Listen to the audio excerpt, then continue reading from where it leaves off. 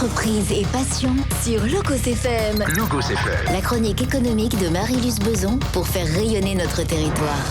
Bonjour à tous et bienvenue dans Entreprise et passion sur Logos FM où je reçois Damien Caillard. Aujourd'hui, Damien, bonjour. Bonjour Marie-Luce. Et Damien, vous êtes venu nous parler d'une histoire, d'une entreprise, d'un projet dans lequel vous êtes aujourd'hui qui s'appelle Dubaï Châteldon. Alors, je vais l'épeler, oui, bien que mon accent fasse qu'on comprend ce que je dis. D-O-U-B-A-I-2-L-E, Dubaï Châteldon. On va quand même revenir un petit peu sur vous, Damien, parce que j'ai déjà eu le plaisir de vous accueillir dans l'émission il y a quelques temps. Alors, vous allez quand même nous rappeler votre parcours avant que l'on parle de cette nouvelle aventure. Après ce petit teaser, donc, si je reviens sur moi, effectivement, j'ai plutôt une formation de journaliste. Je suis auvergnat à la base. J'ai vécu à Paris et à Lyon, comme beaucoup d'entre nous, sans doute. Et la particularité, c'est que le nom peut faire sonner quelques oreilles. Je suis le fils de Jean-Pierre Caillard, qui était le président-directeur général du journal La Montagne Centre-France, qui est décédé en 2012. Voilà, et effectivement, donc moi j'ai suivi dans ses traces de journalisme. J'ai monté notamment 2 médias associatifs à partir de 2016, 2 médias sur le Puy-de-Dôme, des fois un peu sur l'Auvergne, qui s'appellent Le Connecteur, puis Tychographie, et le dernier en date, Tychographie, ça s'écrit T-I-K-O-G-R-A-P-H-I-E, est un média, un magazine en ligne gratuit sur les enjeux écologiques du département du Puy-de-Dôme. Et donc je me suis vraiment intéressé à ce sujet de l'écologie et plus précisément de la manière dont les acteurs du territoire répondent, envisagent, travaillent l'impact local du dérèglement climatique, puisque chaque territoire est touché spécifiquement. Et en travaillant sur ce sujet, en rencontrant des gens dans la plaine, dans la montagne, dans la ville, dans la campagne, partout dans le Puy-de-Dôme, que ce soit des associations, des entreprises, des collectivités, pour faire les articles de tychographie, eh bien, ça m'a donné envie, moi-même, de passer à l'action. Et petit à petit est né dans ma tête, il y a à peu près 4-5 ans, un projet d'habitat, c'est-à-dire de déménager à la campagne concrètement. Voilà, là, j'ai 50 ans aujourd'hui d'ailleurs. Ouais, c'est mon anniversaire. Voilà, donc c'est une journée un peu particulière, mais c'est vrai que ça me fait très plaisir d'être là aujourd'hui et de parler de ce projet, puisque c'est un projet de changement de vie, d'aller à la campagne, mais d'aller à la campagne en créant son propre habitat. Donc je fais de l'éco-construction et notamment de l'auto-éco-construction sur un terrain que j'ai trouvé à Châteldon. Châteldon, c'est connu pour l'eau minérale. C'est entre Thiers et Vichy. C'est un village de 800 habitants qui est au pied du Forez, début de la montagne bourbonnaise un petit peu. C'est très beau. C'est un petit village médiéval vraiment magnifique. Beaucoup de nature aussi. Et voilà, je m'y suis trouvé bien et j'ai pu trouver un terrain pour réaliser mon nouveau rêve, donc de l'éco-construction et surtout de travailler sur ces questions d'adaptation des territoires au dérèglement climatique à partir des territoires et notamment à partir des territoires ruraux, c'est-à-dire en habitant là-bas, en rejoignant, en construisant ma maison, en rencontrant des gens. Et aussi, j'ai eu la chance, c'était pas prévu, mais de rejoindre l'équipe municipale, puisque je suis élu local depuis 2 mois, sur la liste du maire de Châteldon, Tony Bernard. Je suis élu local en charge de la transition écologique. Et donc, simplement, tout ça, ce sont différents moyens de travailler sur ces questions de comment les territoires s'adaptent au dérèglement climatique. Qu'est-ce qui vous a amené à ça, si ce n'est effectivement tout un chacun, en plus en vivant sur ce territoire merveilleux qu'est l'Auvergne. Nous étions récemment en déplacement dans le Cantal pour un de nos clients et traverser ces estives ponctuées des taches rouges des salaires sous un ciel bleu, c'est juste premier matin du monde. Donc, qu'est-ce qui vous a amené à aller au-delà de « je m'emplis les yeux de ces territoires et je veux en être un acteur engagé », voire un peu précurseur quand même aussi dans ce que vous êtes en train de nous dire. C'est vrai que la question de l'engagement, je l'ai beaucoup travaillé. Est-ce qu'on est engagé? Est-ce qu'on est militant? Je trouve que le mot engagement, c'est bien. Voilà, ça me va bien. Et effectivement, simplement en travaillant d'abord de manière, si je peux dire, théorique, pour préparer les articles, en travaillant sur la question de l'impact local du dérèglement climatique et environnemental, aussi la perte de biodiversité, voilà, tout ce qui est en train d'arriver. Eh bien, je me suis dit, pour mes filles notamment, pour aller plus loin et pour les générations futures, il y a beaucoup de choses à faire. Il y a des choses à faire en développement, en innovation, il y a des choses à faire aussi en transformation. Et je pense que le mieux, c'est de le faire vraiment au niveau des territoires. Quand je dis au niveau des territoires, l'Auvergne, c'est grand finalement comme territoire, il y a plusieurs spécificités dedans. Voilà, commencer par une commune. Je trouve ça, commencer, je ne sais pas où ça me portera. Mais en tout cas, au niveau d'une commune, c'est super intéressant. Et un village comme Châteldon, que je parle en tant qu'habitant ou en tant qu'élu local, peu importe, en tant qu'acteur local en tout cas, il y a beaucoup de proximité. Parce que finalement, 800 habitants, 400 dans le bourg, 400 dans les hameaux, comme finalement beaucoup de villages auvergnats avec des bourgs, des hameaux, un certain éclatement géographique, mais on rencontre facilement les gens. Il y a vraiment de la proximité, des enjeux de chacun et de la connaissance de, tiens, d'ailleurs, ok, toi, t'es chasseur, tu fonctionnes comme ça, tu vois les choses comme ça, j'y pensais pas. Et toi, t'es agriculteur, d'accord, oui, d'accord, tu me montres un petit peu comment tu fais. C'est beaucoup plus facile, je pense, de faire ça qu'en ville. Et donc, moi, ça me permet vraiment de progresser et de comprendre les enjeux des uns et des autres et peut-être de mieux adapter les réponses qu'il faut apporter. Donc il y a un côté un peu bêta-testeur dans tout ça et vous êtes aujourd'hui, après ce parcours de presque 10 ans, puisque vous nous dites 2016, début de votre réflexion, il y a beaucoup d'anniversaires là cette année. Oui, tout à fait. Donc ce côté bêta-testeur, et puis aujourd'hui vous êtes en train de le modéliser et comment ça se passe alors concrètement ? Alors, comment ça se passe ? Il y a d'abord le volet du terrain, donc Dubaï. On n'a pas défini Dubaï. Dubaï, c'est un jeu de mots, c'est le nom que j'ai donné de manière tout à fait arbitraire à mon petit terrain, qui fait 1200 mètres carrés. C'est une parcelle constructible à Châteldon, comme il y a beaucoup de parcelles ailleurs. Qu'est-ce qui vous a amené là-bas d'abord, Damien ? Alors, Châteldon, en fait, en cherchant donc un terrain à construire ou une maison à retaper, je voulais aller à la campagne, mais dans le Puy-de-Dôme, donc j'ai regardé dans les Combrailles, dans le Sancy, dans le Livradois. Je suis arrivé sur le territoire thiernois, qui m'a beaucoup inspiré parce que je le trouve vraiment beau. C'est pas un territoire forcément très touristique comme peut l'être la Chaîne des Puys, que j'adore aussi, mais voilà, il y a quand même une vraie beauté, une simplicité. Et il y a la vue sur la Chaîne des Puys. Moi, j'adore la vue sur la Chaîne des Puys. Là, vous connaissez sans doute en arrivant de Thiers. Voilà, c'est très beau. Et c'est aussi un territoire qui, historiquement et culturellement, a subi une forme d'effondrement économique, notamment à Thiers. Thiers, c'est une ville qui en souffre encore beaucoup, qui est 700 mètres, c'est pas facile. Et donc, le fait d'être passé par là, d'avoir connu vraiment des hauts et des bas, et d'essayer de rebondir, je trouve ça intéressant parce que ça, finalement, c'est une expérience qui va aider dans le travail sur une forme de résilience territoriale, c'est-à-dire comment demain on peut mieux avoir une approche psychologique plus ouverte sur les questions de le monde va changer, comment s'adapter, comment transformer. Je trouve ça plus intéressant qu'un territoire qui a toujours été prospère, par exemple. Voilà. Donc déjà, il y avait ça. Et en plus, spécifiquement, je m'entendais vraiment bien avec Tony Bernard, le maire de... J'avais fait des articles avec lui, on s'entendait bien, le maire de Châteldon. Et Tony est aussi très sensible aux sujets environnementaux, vraiment depuis très longtemps. Et pas seulement sur l'angle développement durable ou impact, sur l'angle adaptation, résilience, transformation. Je trouve qu'il a vraiment la bonne approche. Et il est élu depuis très longtemps. C'était un des plus jeunes maires de France quand il a été élu. Je pense que c'est son, j'ai pas calculé, mais 5e ou 6e mandat. Voilà. Avec cette pépite qui abrite en plus Châteldon, avec cette eau des rois. L'eau des rois, avec il y a un château, il y a un village médiéval, c'est vraiment un très beau site. Effectivement, le Châteldon est aujourd'hui connu pour l'eau, même si c'est une petite production, mais elle est présente un petit peu sur beaucoup de bonnes tables en France, tout à fait. Et donc, quand j'ai parlé de mon projet à Tony, il y a 3 ans, en mai 2023, il m'a dit qu'il y avait des parcelles vendues par la mairie, disponibles, et je me suis dit, c'est là qu'il faut que je sois, et banco.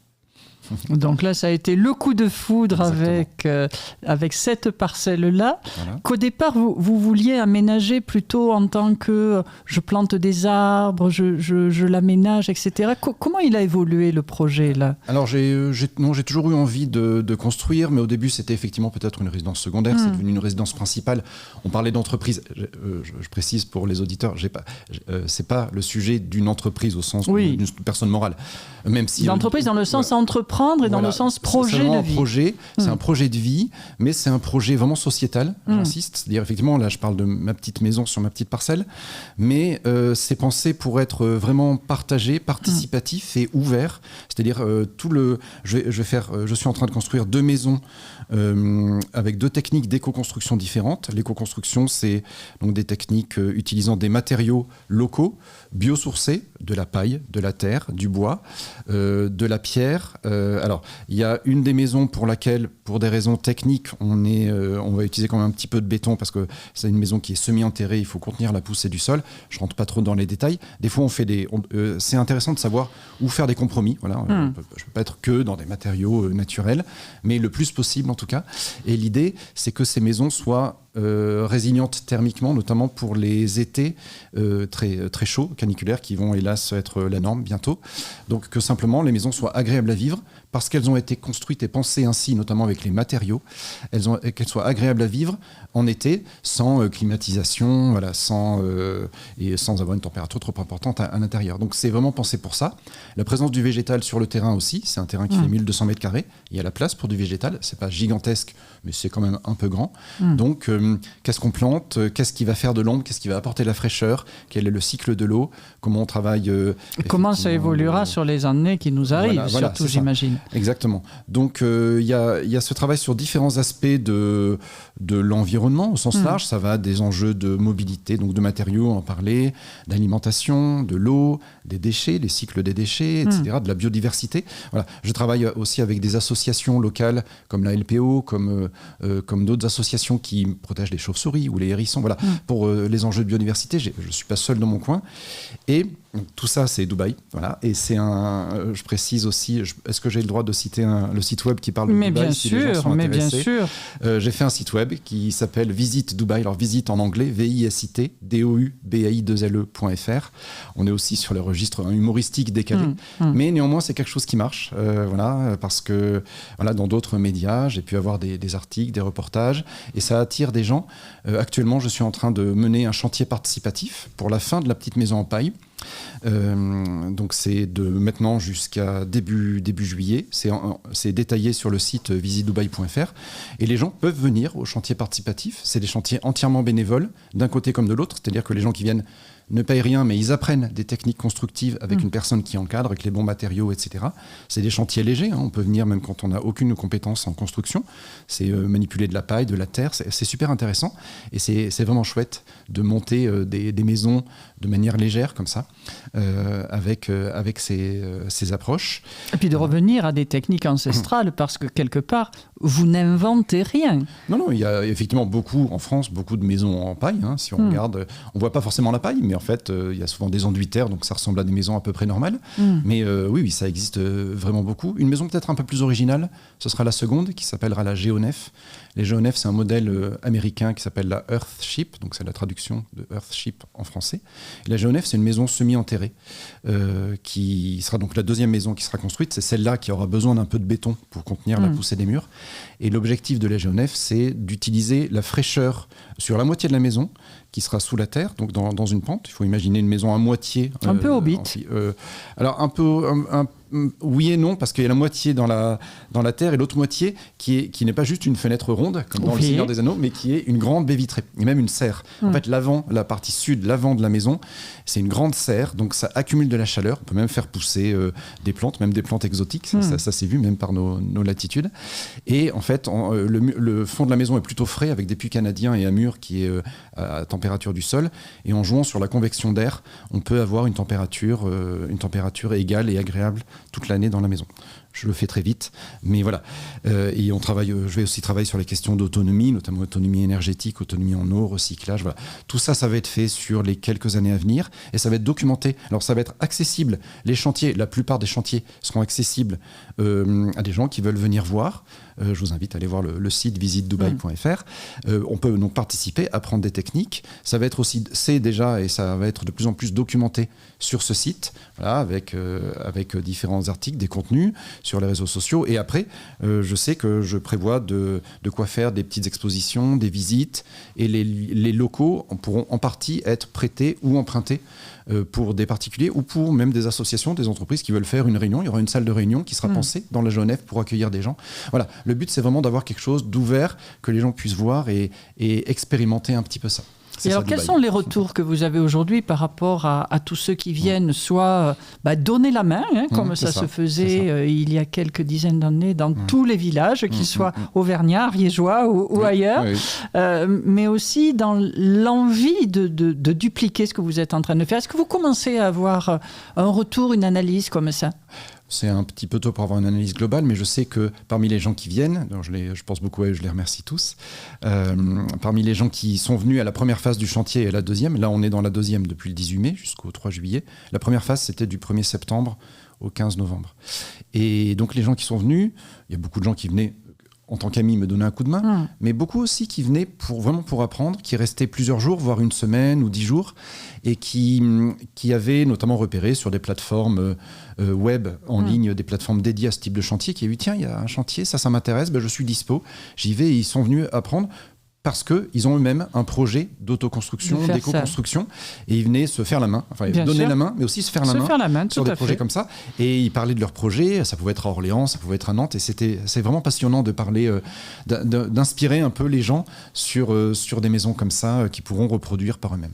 Merci d'être resté avec nous dans Entreprise et Passion sur Logos FM où je reçois aujourd'hui Damien Caillard. Damien, vous nous avez évoqué ce parcours de journaliste qui a été le vôtre au début de votre activité avec la création du Connecteur, de Tychographie qui sont des médias bien connus. Un projet de changement de vie initié vers 2016, il y a 10 ans cette année. Et projet de changement de vie pour une adaptation des territoires, de votre mode de vie bien sûr, mais aussi des territoires à ce changement climatique qui nous arrive, à ce dérèglement climatique dans lequel nous sommes. La modélisation d'un concept que vous avez appelé Dubaï-Châteldon, mais l'envie aussi de partage et d'aller au-delà, d'aller dans une dimension encore plus collective, après avoir été une dimension d'égalité ou d'altérité, va-t-on dire. Alors, comment est-ce que vous déployez aujourd'hui ce projet ? Ou comment est-ce que vous voulez déployer ce projet ? Je dis souvent qu'il y a deux parties. La partie micro, c'est Dubaï, donc DOUBAI2LE. Pour rappel, le nom de ma petite parcelle, mon petit terrain qui fait 1200 mètres carrés à Châteldon, sur lequel je construis.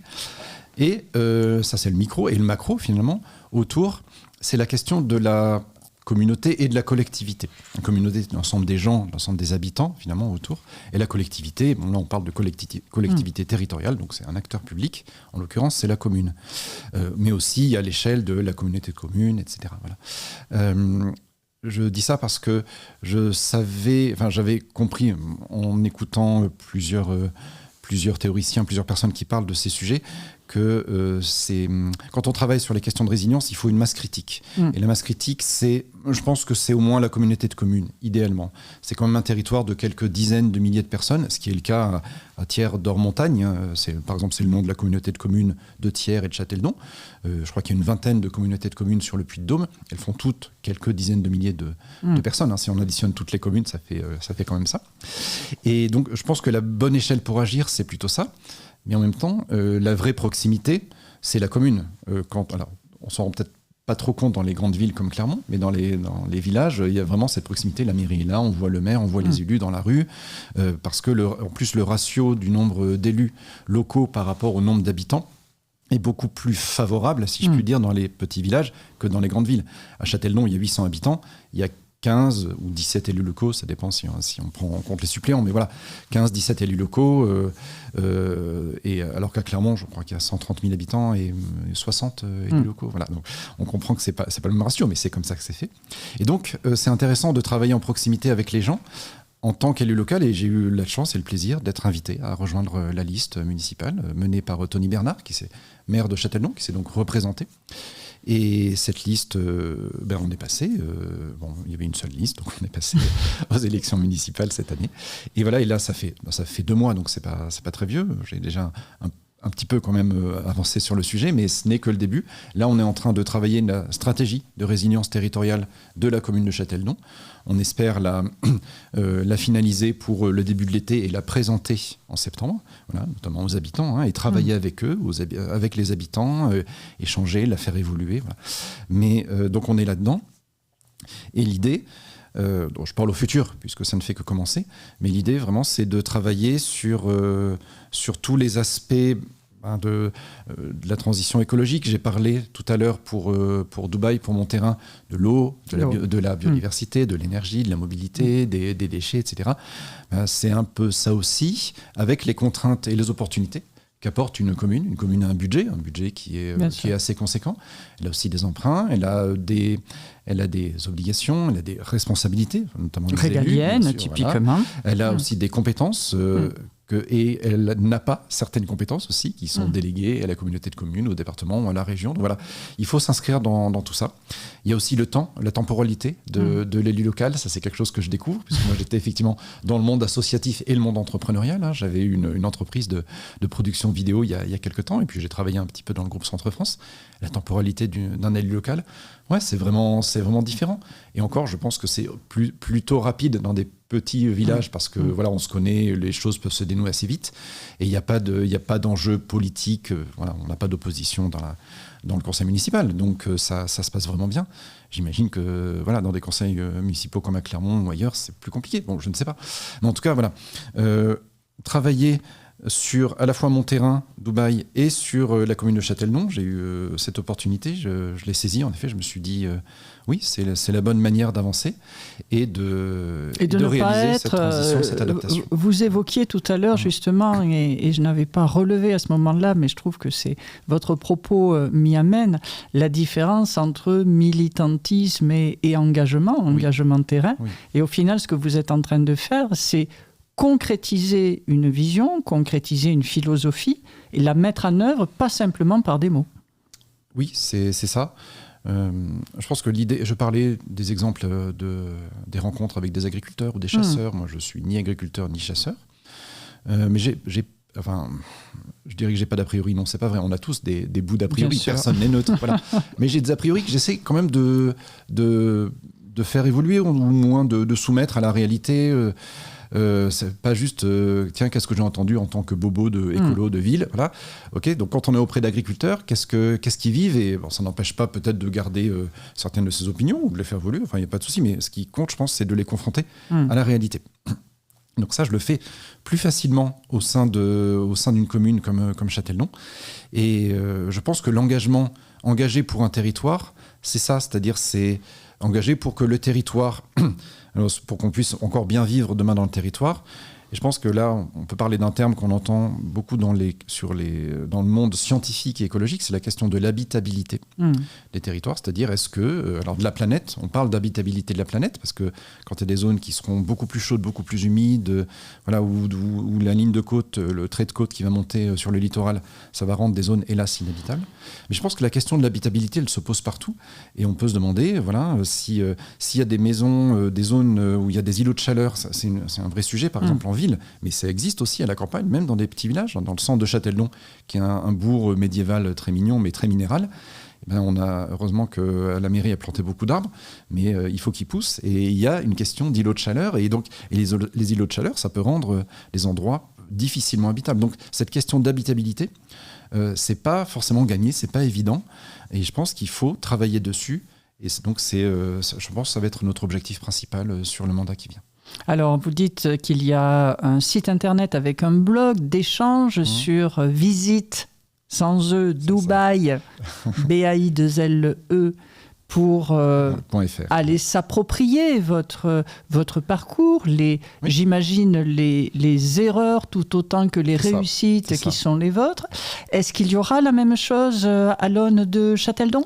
Oui, je suis aussi en charge de la communication, puisque c'est un peu mon dada et mon métier.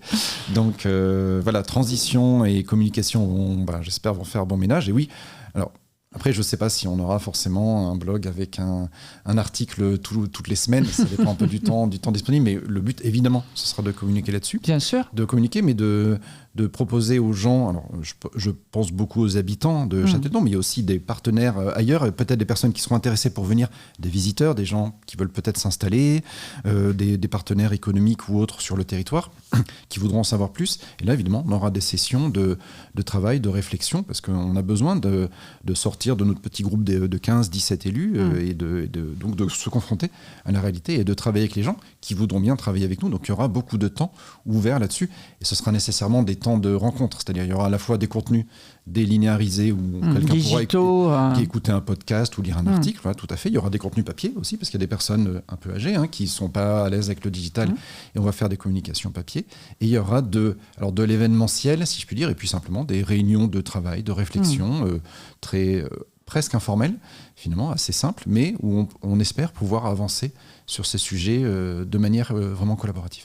Et partager ce qui aura été acquis, testé et surtout réussi. Moi, personnellement, et là peut-être qu'on va terminer par cette notion d'entreprise, je viens quand même du monde de l'entreprise, j'ai beaucoup bourlingué dans le monde associatif, là maintenant je suis élu local. Je vais relancer un peu, j'espère, à terme, je pense au milieu du mandat, peut-être encore dans 3 ans. Ce que j'aimerais, c'est parler de si ce qui se passe à Châteldon est intéressant, de l'avoir documenté et de le parler sous forme de bonnes pratiques, notamment pour les autres élus locaux. Voilà, on a fait ça, ce qui a marché, ce qui n'a pas marché, voilà notre retour, voilà les recettes en fait qu'on a inventées, voilà comment ça s'imbrique. Tous ces sujets sont systémiques, l'eau, l'énergie, la biodiversité, tout est lié, bien sûr avec les sujets culturels, touristiques, économiques autour. Mais voilà, comment on a pu avancer, donner un peu la recette, et puis ensuite les gens en font ce qu'ils veulent. Voilà, ça c'est un objectif personnel, mais que j'aimerais faire dans le cadre de ce travail sur Châteldon. Écoutez, vous reviendrez sur l'antenne de Logos FM pour nous en parler. Avec nous en serons ravis. Merci à vous encore une fois d'avoir été fidèle à Entreprise et Passion. C'est un plaisir de vous retrouver chaque semaine et je vous dis à très bientôt. C'était Entreprise et Passion sur Logos FM, la chronique économique de Marie-Luce Beson pour faire rayonner notre territoire.